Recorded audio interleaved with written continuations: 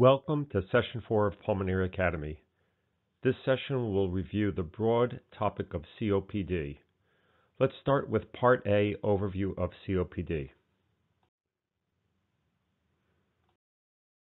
Let's pause for a moment to see where this session fits into the Pulmonary Academy. In Sessions 1 through 3, review the background pathophysiology and the approach to the patient in the office visit, and in subsequent sessions, we'll look at other lung diseases and then some miscellaneous topics to finish the course. Once again, let me share a little bit about myself. I'm a board-certified specialist in internal medicine, pulmonary medicine, and critical care medicine, and have been in practice in the Baltimore, Maryland area since 1991, with a focus on teaching and training medical residents and students. An overview of my bio is listed here.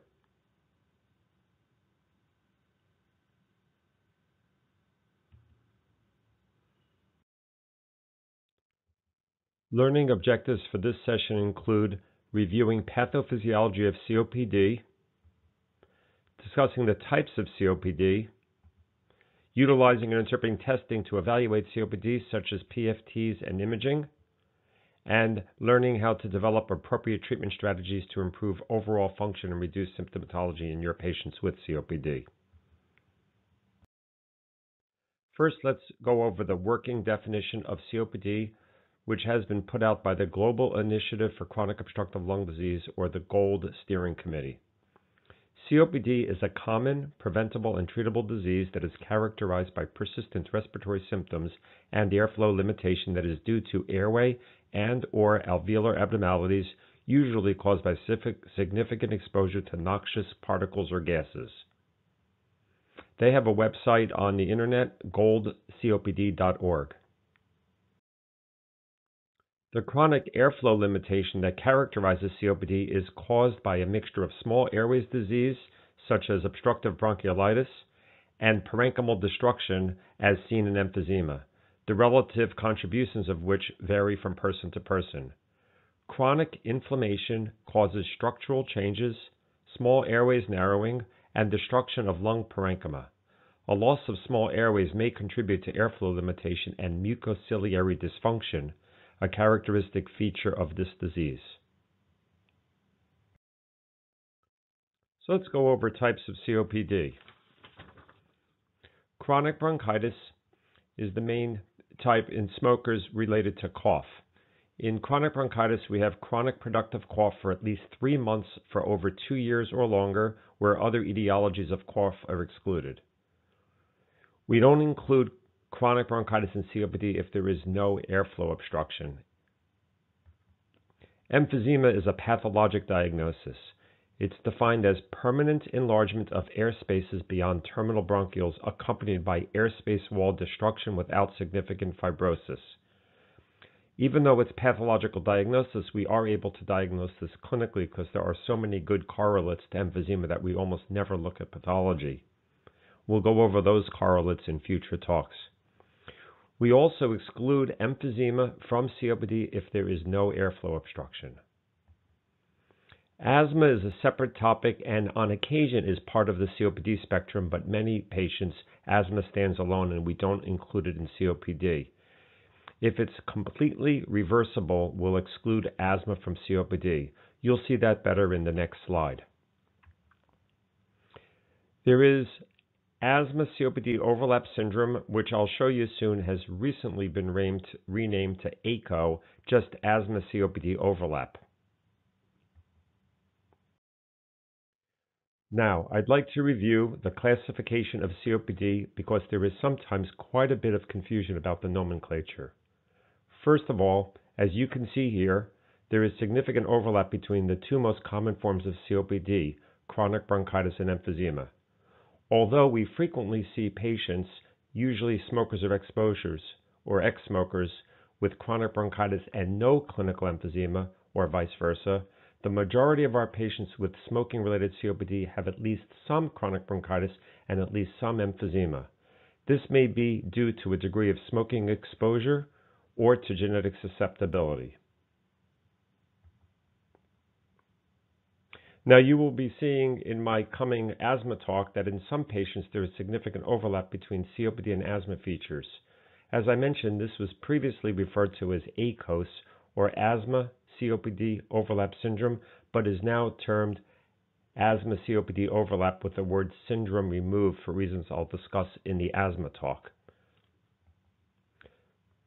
Nonetheless, if we put a box in the middle of the diagram to show only patients who have obstruction, we'll see that there's a subgroup of patients with quite a bit of overlap here. First of all, in the blue area are patients with classic COPD from usually smoking with chronic bronchitis, emphysema, or overlap of the two, but there is an area in the middle with asthma which overlaps with all of these and is part of asthma COPD overlap. Now, what makes this interesting is outside of the square box, I'll point to that right here, there are patients with emphysema who have clinical emphysema. They might have emphysema on their x-ray. They might have emphysema by lung function with low diffusion capacity, but they do not have obstruction. And patients with emphysema with no obstruction are usually left out of the COPD syndrome. Likewise, a smoker with chronic bronchitis who has no obstruction has chronic bronchitis, but we leave them out of COPD. And finally, most of our asthmatics reverse their obstruction, and we do not call them COPD, but an occasional asthmatic who always has obstruction will be part of the COPD spectrum.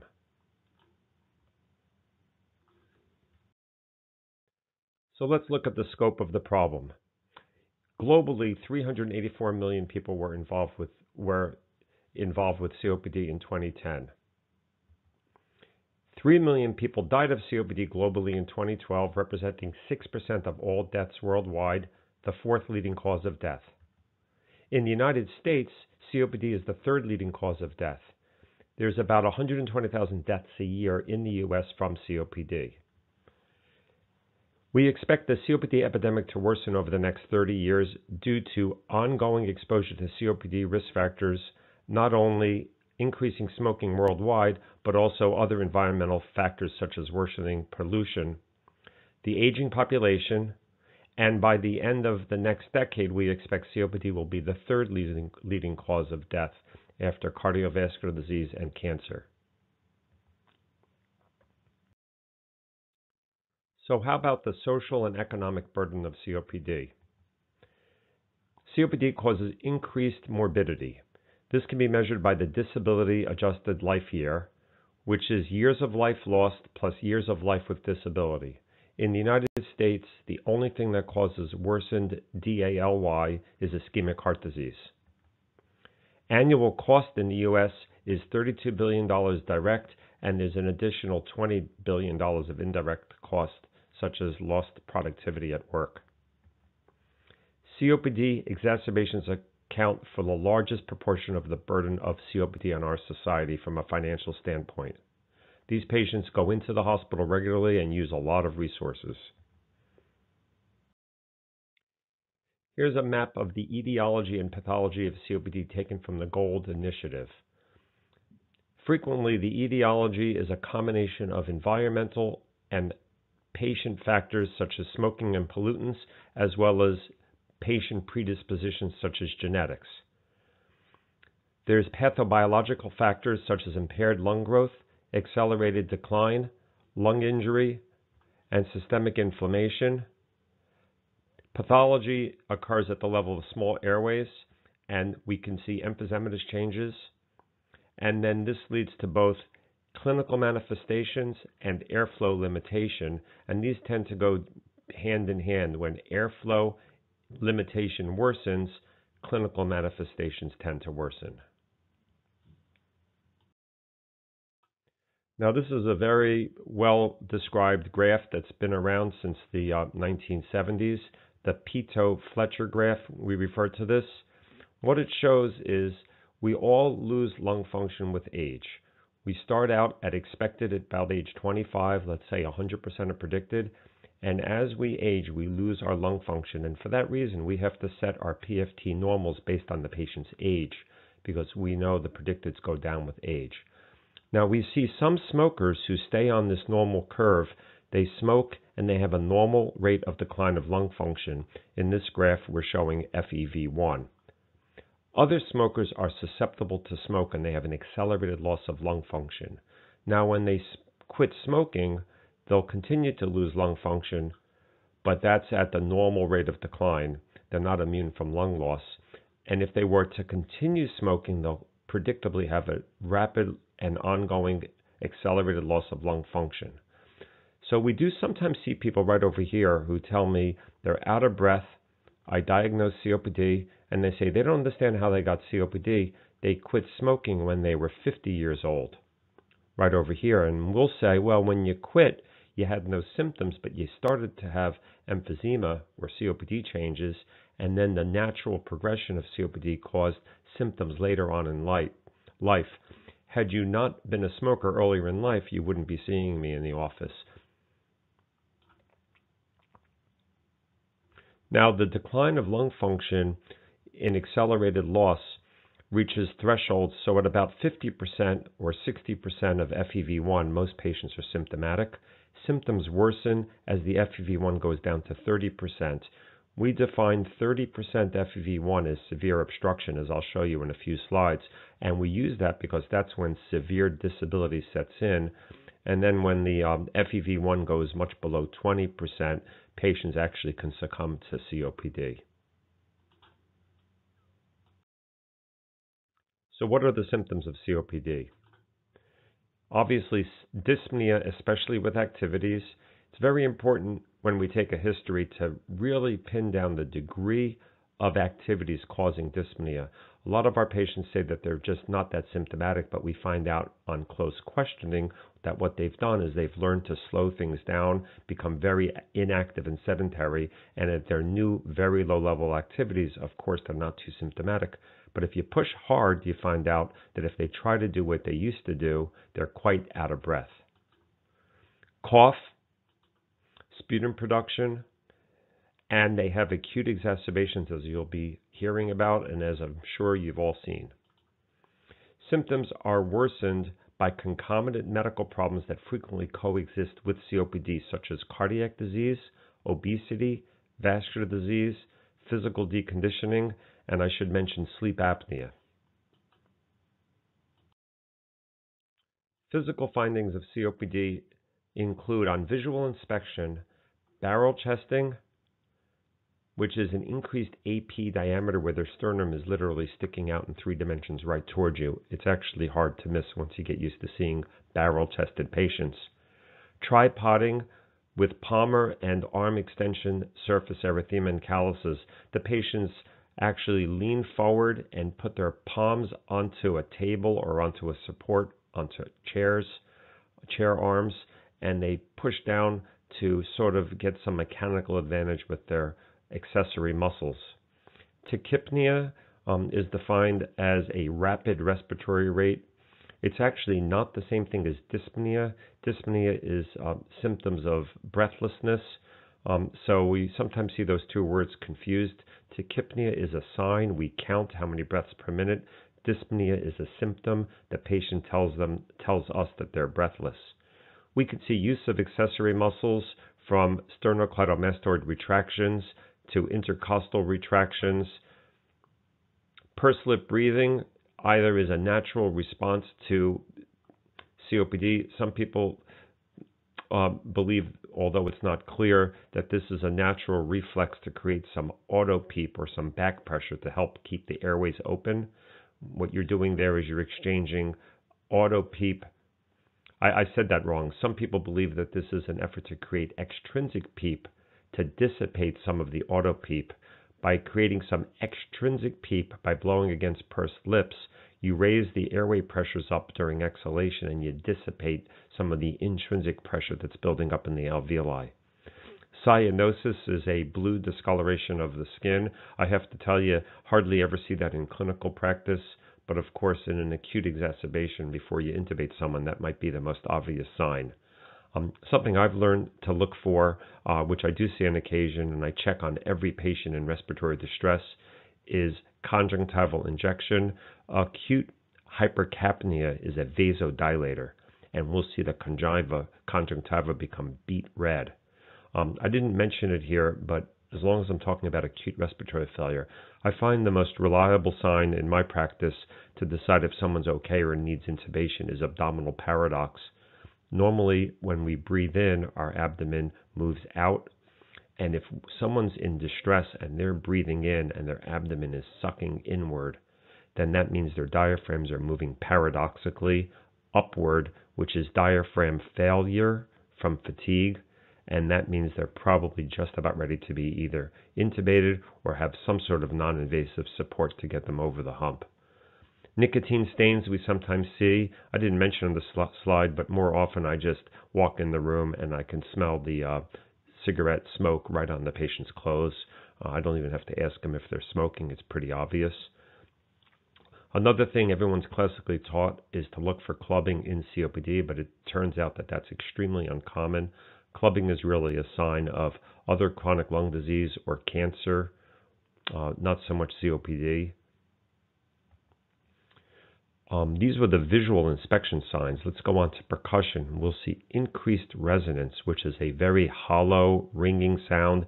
Resonance is low frequency, and by percussion, we can also percuss the level of the diaphragm.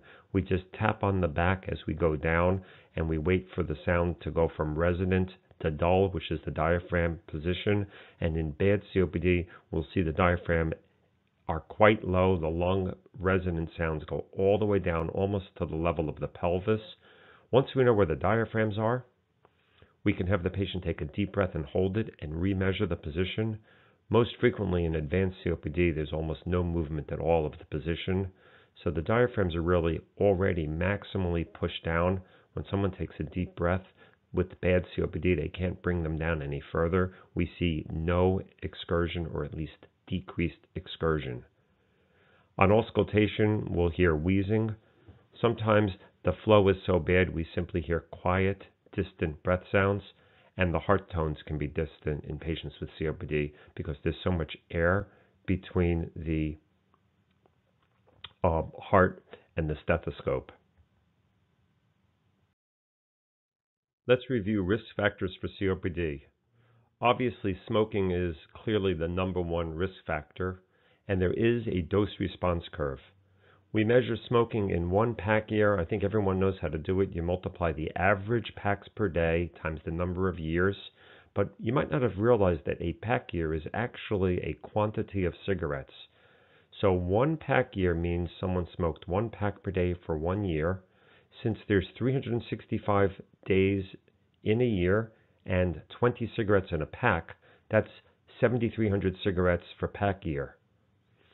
So, for example, if someone smoked 1.5 packs per day for 40 pack years, they've smoked 60 pack years. Just multiply 60 by 7,300, you realize they smoked almost 500,000 cigarettes. Here's a fun fact. 137 pack years is exactly 1 million cigarettes. Other risk factors are biomass, fuel exposure, and air pollution. Host factors such as genetic abnormalities. The most commonly one recognized that we've identified is alpha-1 antitrypsin deficiency, which we'll discuss later, but we're pretty clear that there are other not yet identified host genetic abnormalities because we see familial COPD in the absence of alpha-1 antitrypsin deficiency. It just means we haven't identified all of the genetic abnormalities. There are also some congenital abnormalities of lung development that can lead to risk for COPD. Aging is a risk for COPD, and males are more prone to COPD than females. Finally, socioeconomic status correlates with risk for COPD. That is, lower socioeconomic status is a higher risk for COPD. Recurrent infections also are a risk for progression of COPD. We used to think you would recover from an infection and get back to where you were once recovered, but now we realize that on average, you leave a little bit on the table with each exacerbation. You don't quite get back onto the curve. So in a sense, preventing recurrent infections not only keeps someone out of acute trouble, but changes their trajectory of their COPD in the long term. Let's talk about pathology of COPD. COPD involves chronic inflammation of bronchial wall changes, especially the chronic bronchitic component. So here's a normal airway. Here's an airway with some luminal encroachment from bronchospasm and mucus, and as it's getting worse, the smooth muscle is tightening around the outside, especially in acute exacerbations. There's more mucus production, and then you get some air trapping where the distal air spaces are holding on to the air spaces are getting enlarged. Now here's some pathology showing thickening of the airway wall, which is this ring here. The epithelium is actually angry and inflamed, and there's debris right in the lumen of a bronchus here. We know this is an airway because there's some cartilage. So here's the pathological changes of COPD. This is really the emphysematous destruction of the air spaces over here. Basically resembles Swiss cheese.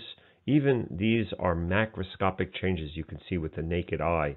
In a healthy lung, you really should only see lung parenchyma that looks like a sponge, but you really shouldn't see much in the way of macroscopic holes in the lung. Now here's the normal chest x-ray. On the x-ray we see the heart, normal size. Lung fields are not quite black, but pretty clear. They're radiolucent. They let the x-ray through. And we see very clear round diaphragms.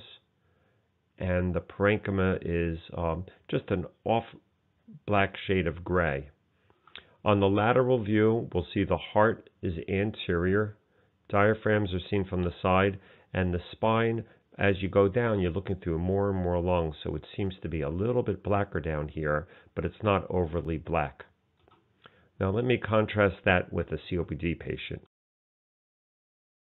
So this is a patient who has extremely tall lungs. When we count the ribs, it's hard to see, but the first rib goes right around over here. I'm going to keep going over it until you see it.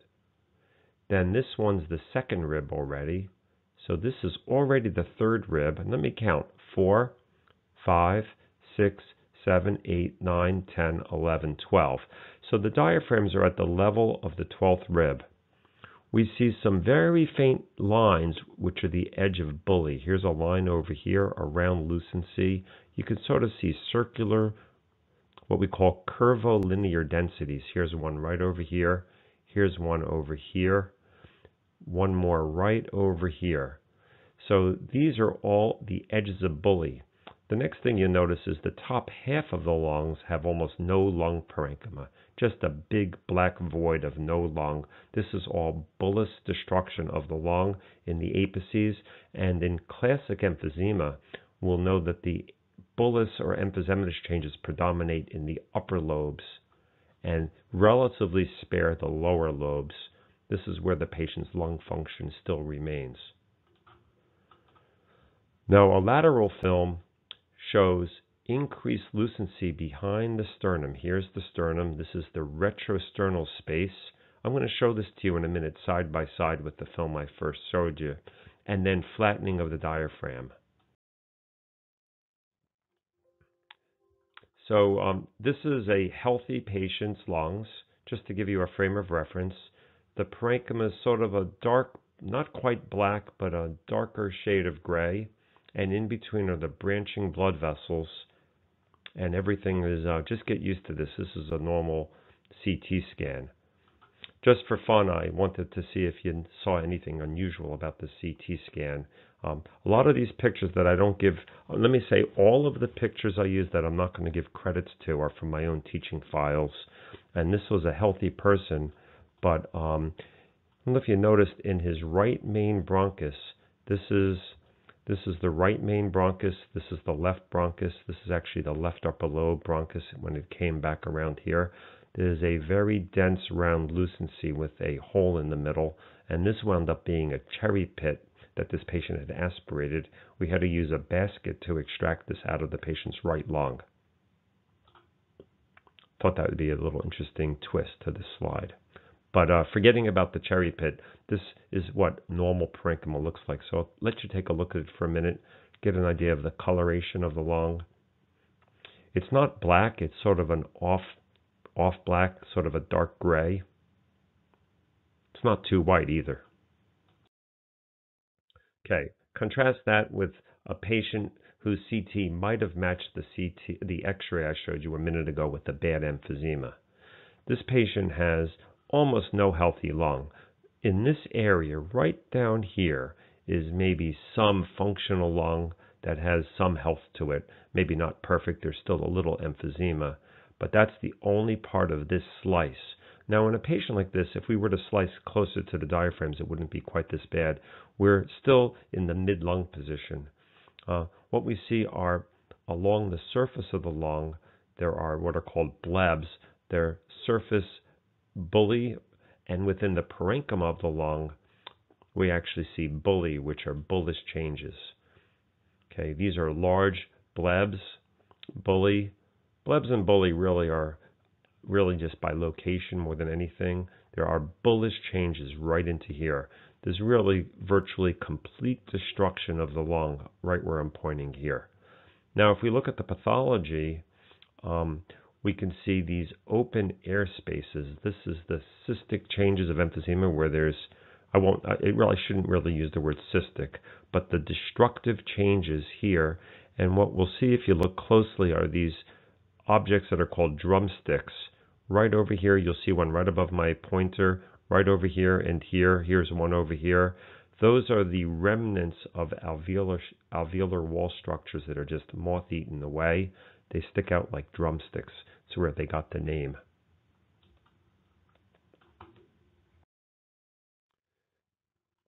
This is a nice correlate. We talked about on the surface of the lung are bullae, and this is a pathology specimen of a patient's lung that was removed, hopefully for an operation, like a cancer operation, not an autopsy, but I don't know the source of this material. These materials are actually from a wonderful Flickr site by Dr. Yale Rose. Dr. Rose has his entire pathology collection as open source material that he shares with the world, and he has just the most wonderful collection of pathology to share. So this is how bullae look pathologically. Now there's an interesting pattern that you can see. This is called paraseptal emphysema. You'll hear the words used, but they're these little horizontal lines that go from the lung and tether on to the apex of the lung. As the lung is destroyed, it pulls away, but it leaves these strands like this. But what I love about this CAT scan is I was able to match it up. This is one of my patients. I was able to match my patient's CAT scan up against one of Dr. Rose's pathology specimens, and you can see the exact correlation of why it looks like it looks. These are the paraseptal bands in emphysema on a pathologic. And not only does this patient have paraseptal emphysema, but you can also see the emphysematous changes right in the lung parenchyma. These are all abnormal changes. Another subtle finding that's one of my favorites is something called Mosaic attenuation. It's actually not always this easy to see, but in an example I gave an obvious one. You could see this sort of wavy change of color. You have these white areas and these black areas. And you can argue, well, is it that the black areas are the abnormal areas and they're blacker, or are the black areas normal and the white areas are abnormal? And a lot of times it's hard to be sure. Because if it was the case that the black areas were normal and the white areas were abnormal, we would call these white areas ground glass attenuation. However, if we know the patient has COPD and we look at the color gradation in the clinical history, we'll realize that the black areas are the ones that are abnormal. So let's start over. The white areas are normal in here, and then this black area here, the black area here, here. It forms a mosaic pattern, and what these black areas are areas of focal air trapping the extra air, similar to that cartoon I showed you that the alveoli was overdistended, extra air in these lung zones cause hyperlucency. And what's interesting about mosaic attenuation is if you do the CT scan when the patient's taking an expiratory film, you'll actually make the part of the lung that's connected to the mouth without obstruction even wider as the patient exhales, but these black areas can't change and they stay black. So you'll actually bring out this pattern with an exhalation film, which is sometimes done to help distinguish which is the abnormal area, the black or the white. If the pattern worsens with exhalation, then we know it's a mosaic attenuation and the black areas are abnormal from the air trapping. So what about pathogenesis of COPD?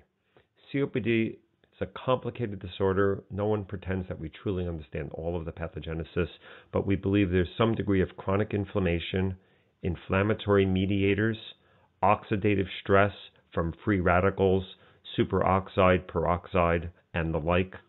And there's almost always felt to be some imbalance between proteases, which are natural chemicals that break down the lung, and antiproteases, which are natural biologic chemicals like alpha-1 antiproteinase or antitrypsin that protects the lung. So the most commonly quoted protease is called trypsin. It's a tissue degradation chemical, and we have a natural ability to block its effect with antitrypsin, which is the most common human antiprotease. Now, patients with advanced COPD can get into some interstitial fibrosis, and just because we see some interstitial fibrosis on pathology does not mean they have a pulmonary fibrotic disorder. Fibrosis is actually part of the spectrum of COPD. So the pathology of COPD involves reduced airflow. This is required for diagnosis. I mentioned earlier that if someone has chronic bronchitis and completely normal airflow, or they have some emphysema but normal airflow, then they do not have COPD. By arbitrary definition, the Global Initiative of Obstructive Lung Disease requires adults to have an FEV1 to FEC ratio under 70%. By now, I hope you know what we're talking about here because I've already gone over pulmonary function tests, but we look at the ratio of how much comes out in the first second of a forced exhalation to the vital capacity as the hallmark of obstruction.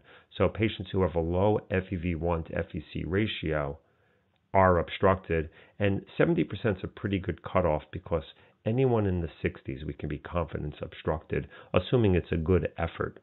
There are people who are obstructed between 70 and 80. It really depends on demographics and age.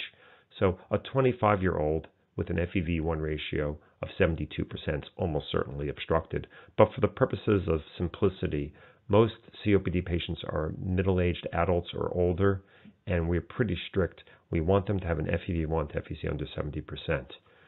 There's air trapping, and because the air is trapped in the lungs, the lung volumes get very large. Now, lungs in emphysema actually are easy to inflate out of the body because they don't have a lot of elastic tissue left holding them together to resist stretching. But when a lung is super inflated, like a balloon that's inflated, it gets really hard to inflate it anymore. And I have an exercise if you want to pause. If you take a really deep breath and almost with full lungs, try to breathe at normal tidal volumes at a high lung volume, and you'll see how much work it is. COPD patients have excessive mucus production, and pathologically they have excessive goblet cell and mucus gland formation, making all of that mucus. And they can get secondary pulmonary hypertension.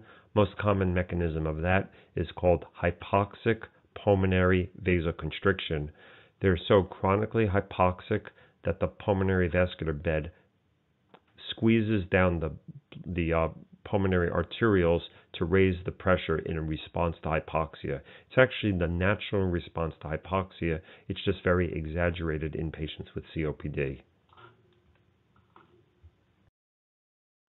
So the role of spirometry in COPD. So we use spirometry in all patients with COPD that are under evaluation and even in follow-up to diagnose COPD, which is to say we use it to demonstrate reduced airflow, as I just mentioned. We use it to document severity of COPD. I'll show you the gold criteria in a minute. And we use spirometry to guide therapy. It's an objective measure that we use to complement subjective symptoms. The spirogram results influences our decision about the medication regimen, but it never dictates. I'll have people on occasion that have fairly bad obstruction, but they're completely compensated. They do well. They do their activities of daily living, and I don't really push harder on the medications if they're doing well. We make serial measurements over time. That helps us gauge response to therapy and progression of disease. So here's a quick review from my prior talk. This shows a patient in yellow with the flow coming out. Just to remind you, this is time going by, usually at least 6 seconds, and this is the volume. We start a forced vital capacity spirometry maneuver at total lung capacity. We ask the patient to blow out as hard as they can for at least 6 seconds. A normal patient is the white line. By 1 second, they're 70% or more finished. The last 5 seconds is just the tail end. But in a patient with COPD, and this patient has very bad obstruction, at the early part, let's say about 1 second, they have a very low FEV1, and you'll be able to see some of the parameters we look at here.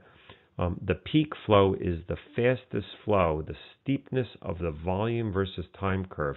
This is a very steep flow. There's a lot of volume change in a very short time. That's what we mean by flow. Delta V per delta T. This is a very slow slope or very flat slope. It's a low peak flow. Just to review from our other talk, a normal spirogram has a high peak flow, and then it comes down to a normal flow in a straight line. A severely obstructed patient has a very low maximum flow rate and severe incoving, which is to say there's extreme flow suppression in the middle volume. As the middle volumes of the lungs come out, the flow is extremely suppressed. Notice how when they're exhaling, the flow is suppressed, but when they're inhaling, they can generate more flow, and that's because exhalation exacerbates obstruction by squeezing on the airways when you're blowing out. Inhalation relieves obstruction intrathoracically by pulling open the airways that had been squeezed closed. So this is a bit of a review from my other talk. In fact, the slide itself was from my other talk, but I thought you'd like to see this slide again when we were actually talking about a disease process, not just in the abstract. So another review, because I want to show you how this is affected by COPD. So to review a normal patient, I had mentioned that patients breathe in and out with normal tidal volumes, just minding their own business. Here it is tidal volume, but from my lung volume talk in my second session, you could see that we all have an inspiratory reserve and an expiratory reserve, so that we take a normal vital capacity, but there's a little bit more that we can't empty out, the residual volume. The biggest breath we can take, the vital capacity, plus what we can't empty, the residual volume, adds up to the total lung capacity. So this is a review of where we stand in a healthy person. Now for COPD. So in COPD, see this moved up. The residual volume is much larger. I'll show these to you side by side. So the patients are literally breathing at a very high lung volume. Same exercise. Take a really deep breath in, and without letting anything out, try breathing at a high lung volume. It's not a lot of fun. Now we can see the vital capacity go down compared to the other patient, the healthy patient, but that doesn't mean their lungs are small. Their lungs are quite large because their residual volume is large. Let me show you these side by side. So what happened is, even though the vital capacity is smaller with COPD than a healthy person, the total lung capacity is large, and that's entirely because of air trapping. This patient's residual volume is more than twice as large as it was. This is all of the gas trapped in the lung, so they're breathing at a very high lung volume. Now, to remind you of the most common pitfall I talked about in session 2, but you'll see it one more time. I just don't want anyone to make this mistake. In patients with moderate to severe COPD, like this patient over here, don't assume that a low vital capacity means a patient is restricted. I see this mistake made almost every week. Dr. Sloan, my patient's vital capacity is only 60%, so they have restrictive disease. The answer is probably not. If they have severe COPD, they almost certainly have just hyperinflation, a very high residual volume, and they just can't empty their vital capacity because the air that should be coming out is trapped in their lungs. One more review for my spirometry, my PFT talk is lung diffusion capacity is a measure of how well gas or oxygen, but we use carbon monoxide as a tracer, moves from the alveolar space through the membrane, which separates the alveolar space from the capillary network, into the blood. In emphysema, you've just seen pathology, you've just seen some CTs. You can see there's just none of this alveolar space left. So that's the reason why there's very low diffusion capacity in emphysema, and there's gas exchange problems. The membrane, as I mentioned, represents the epithelium, the interstitium, and the capillary endothelium. Diffusion is proportionate to the area and inversely proportionate to the length. In emphysema, we lose a lot of area, and the quality, which is K, of the membrane is down, the intrinsic permeability, making diffusion capacity very low in emphysema. So how do we diagnose COPD? We take a good history, we pay attention to dyspnea, especially quantitating the exact degree of activity of when they become out of breath and how that's played out. One of the things I do, because I do a lot of cardiac patients, I'm the intensivist for our cardiac surgical service, is we see a lot of cardiac patients, and I can frequently distinguish the mechanism or the etiology of dyspnea based on the timeline. Patients who were moderate smokers their whole life and became severely dyspneic over 1 month, that's not the natural history of COPD. That's very worrisome for cardiac etiology of dyspnea. COPD-induced chronic dyspnea usually comes on slowly, not just over months, but over years. We get a good history of cough, sputum production, and wheezing. We look at risk factors, obviously smoking history, secondhand smoke, or environmental occupational factors. We do need to document a low FEV1 FVC. It's actually required to document under 70% to diagnose COPD in anyone. That's just the definition of COPD. And we have to consider coexistent chronic diseases such as cardiovascular disease, obesity, psychiatry diseases, or lung cancer. And what I keep forgetting to put on the slide, but I can never say enough, coexistent sleep apnea complicates a big percentage of our patients. Differential diagnosis of COPD includes asthma, CHF, bronchiectasis, chronic infections, bronchiolitis, or central airways obstruction. There are obviously other things on this list, but these are the big 6. My final slide in this part A is regarding severity of COPD. We actually, for the most part, stick to the Global Initiative of Obstructive Lung Diseases severity scale.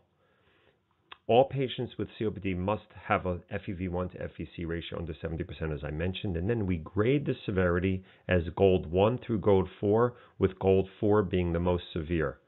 In Gold 1, FEV1 is preserved at over 80%. In Gold 2, it's under 80.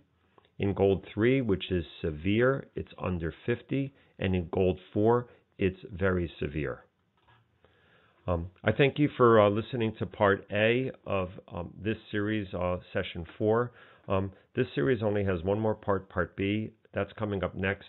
It will be on treatment of COPD. Looking forward to seeing you on the next slide set. Thanks. Thanks for joining me today. If you enjoyed this talk, I encourage you to go to our website, pulmonaryandsleepacademy.com, to learn more about our full course offerings, Pulmonary Academy, which is hosted by me, and Sleep Academy, which is hosted by Dr. Brian Bonner, a nationally recognized expert in sleep medicine. Together, these two courses offer 32 hours of continued education credits. I thank you for your interest in PSA.